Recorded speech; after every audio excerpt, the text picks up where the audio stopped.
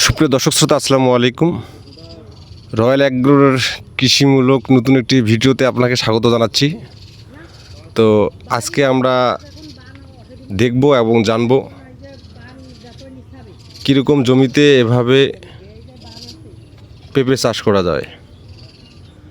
অবশ্যই পেঁপে চাষ করার জন্য আপনাকে আদর্শ জমি নির্বাচন করতে হবে, উঁচু জমি নির্বাচন করতে হবে যেখানে পানি জমে থাকবে না।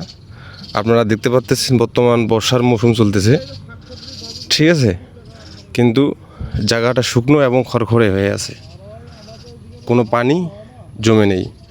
আসলে জমিটা অনেক উঁচু, আর উঁচু জমিতে যদি আপনারা এভাবে পেঁপে চাষ করেন তাহলে আসলেই আপনারা এই কৃষি কাজ করে সফলতা নিয়ে আসতে পারবেন।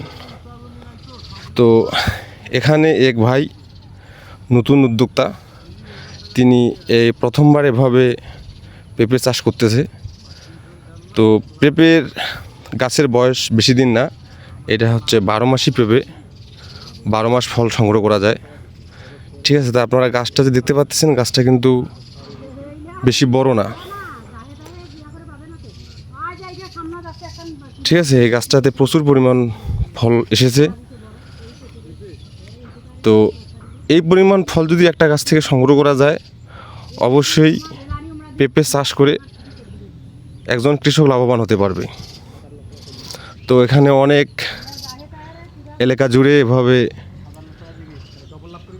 পেঁপে চাষ করা হচ্ছে, প্রায় 4 বিঘার মতো হবে, ঠিক আছে।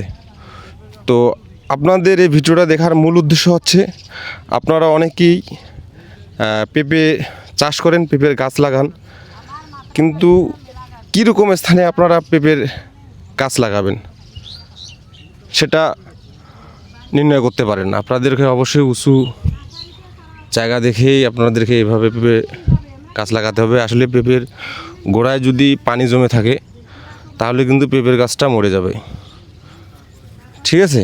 তো এখন বর্ষার মৌসুম চলতেছে, এই মৌসুমে আপনারা যে স্থানটা দেখতে পাচ্ছেন, এই স্থানটা শুকনো এবং খড়খড়ে হয়ে আছে, ঠিক আছে। তো আজকে আমরা আসছি এর বিস্তারিত অনেক তথ্য নিতে। তো আসলে যিনি এই ফার্মে কাজ করে, এই প্রজেক্টে কাজ করে, তিনি নাই। আমরা পরবর্তী ভিডিওতে অবশ্যই এর বিস্তারিত সম্পর্কে আপনাদেরকে জানার চেষ্টা করব। আশা করি আপনারা সকলে ভালো থাকবেন, সুস্থ থাকবেন।